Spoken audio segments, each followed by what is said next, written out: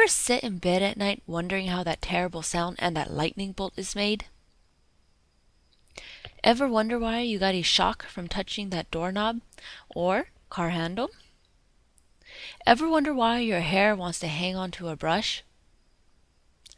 Ever wonder why your socks get stuck together when they come out of the dryer?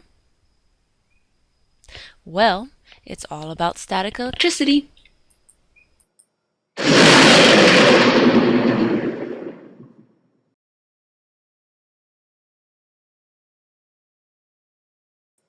All of these photographs are displays of the after effects of static electricity. So, want to know exactly what static electricity is? Well, static electricity is the accumulation of an excess electrical charge on an object. Now, back to that night and thinking about the lightning bolt. How does static electricity happen? What's going on is that a stationary electrical charge is building up on the surface of a material, like seen in this picture.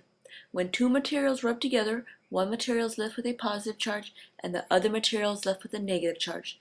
The two newly made charges are attracted to each other, and that is when we are able to observe static electricity, as shown in the following pictures.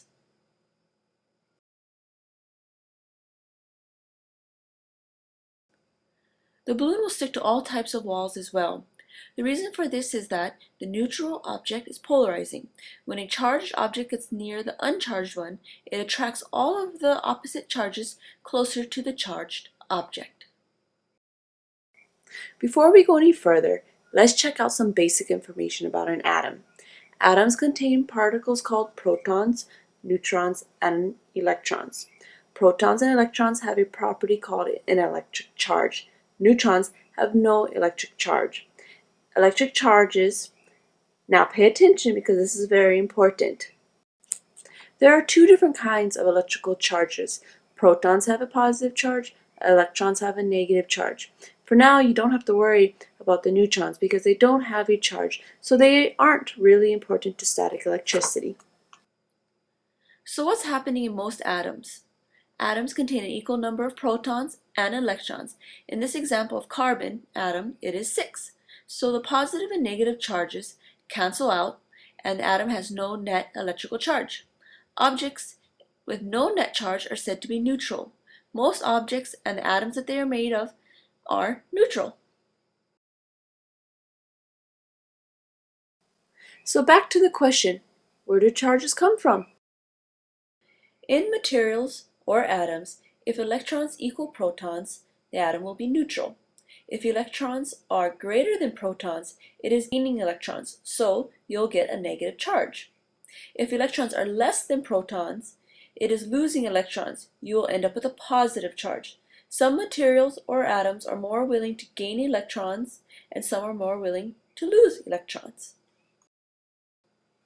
So how does the electric charge happen? Wait, first you need to know a couple of terms, like what is an insulator and what is a conductor.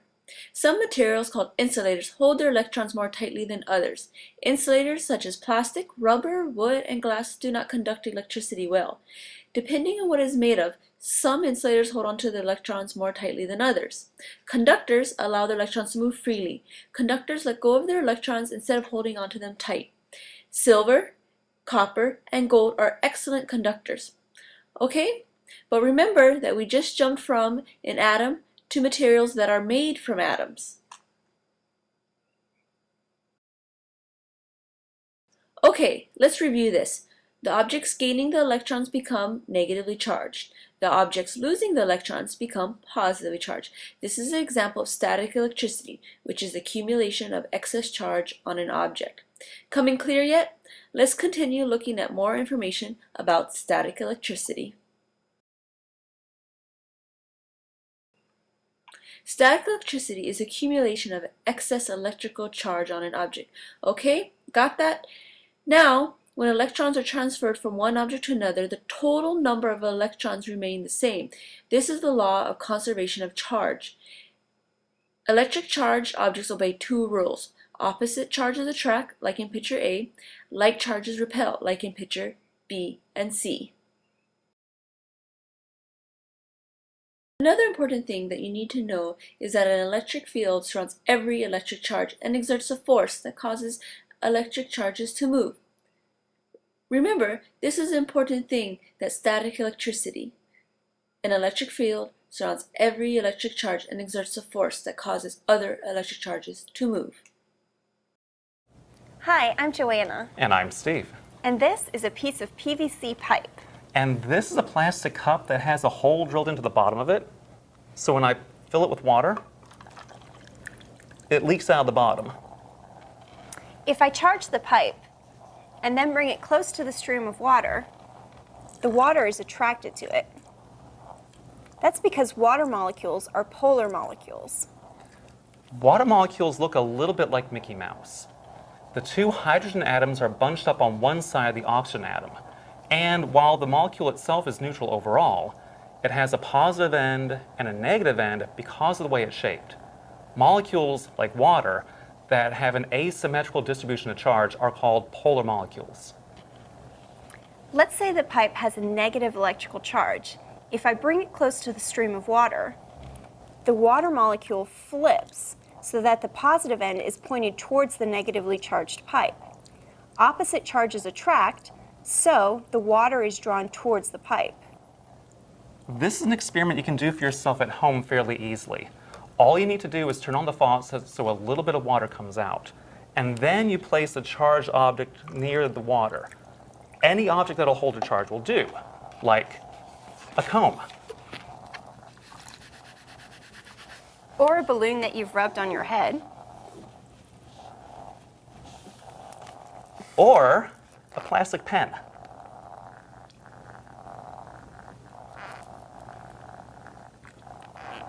Thanks for watching. I hope you'll join us again soon for another experiment.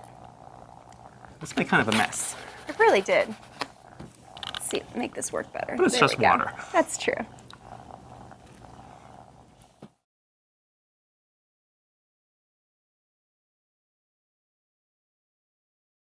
Just to keep things interesting, you need a couple more terms, conduction and induction, and they both have to do with transferring electric charge. The process of transferring a charge by touching is called charging by conduction. This is like rubbing the balloon on the sweater, picks up the electrons, and then can be picked up by a neutral paper on the table. The rearrangement of electrons on a neutral object caused by a nearby charged object is charging by induction. This is like if you have a charged brush and bring it near your hair but don't actually brush it. Your hair will move, but when you take the brush away, your hair will fall back to normal. Okay, remember the lightning bolt question? Well, we are finally really answering that now. When a buildup of electric charge is released, a static discharge is said to occur. Static discharge is the lightning bolt, or the shock from the doorknob, or the crackle as you pull apart the stuck socks. And the thunder, well, that sound is the displacement of air molecules, but that is another totally interesting science lesson. Okay, everybody, we just learned a lot about static electricity. Let's watch some really cool science experiments about static electricity and see if you can figure out what's going on from what you just learned about static electricity. What'll happen if a person were to touch it?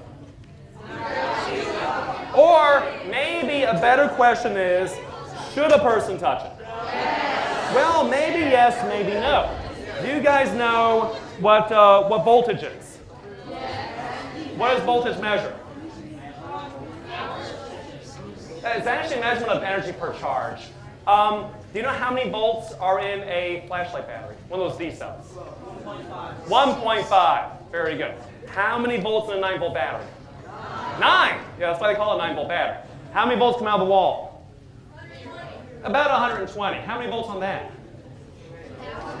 When that thing's running well, that's about 200,000. Okay, so think about this for a second. Can you safely touch a flashlight battery? Yeah. Can you safely touch a 9-volt battery? Yeah. Can you safely stick your finger in the outlet? No. So if you can't touch 120 volts, should a person touch 200,000? Yes. Probably not, but you want to see it anyway? Yes. That's what I was afraid of. So first, before we do this,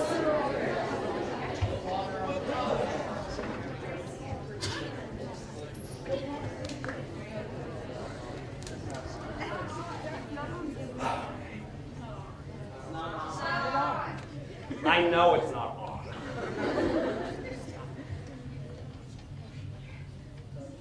But there is something I am on that I don't want to be.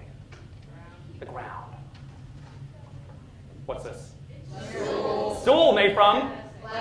Which is an? I'm going to get on the stool. Not because I'm short, but because I want to get away from the ground. Right? If I'm down here, the only insulation I have is whatever's in my shoe. Not that much. If I'm up here, I've got my shoe, and I have 9 inches of plastic? Something like that. Hopefully, it's enough insulation, the electrons won't flow through me and into the ground. They'll just gather on me. If they just gather on me, what should happen? What hair I have left should stand up. Yes. 3, 2, 1. Ah! Doesn't hurt. Anything happening? I'm hoping hair is doing something. But at any rate, I'm not dead, which is a good start. Right? Now, how many volts are on my left hand? How much is a bunch? About 200,000. What'll happen if I touch the dome with my right hand at the same time?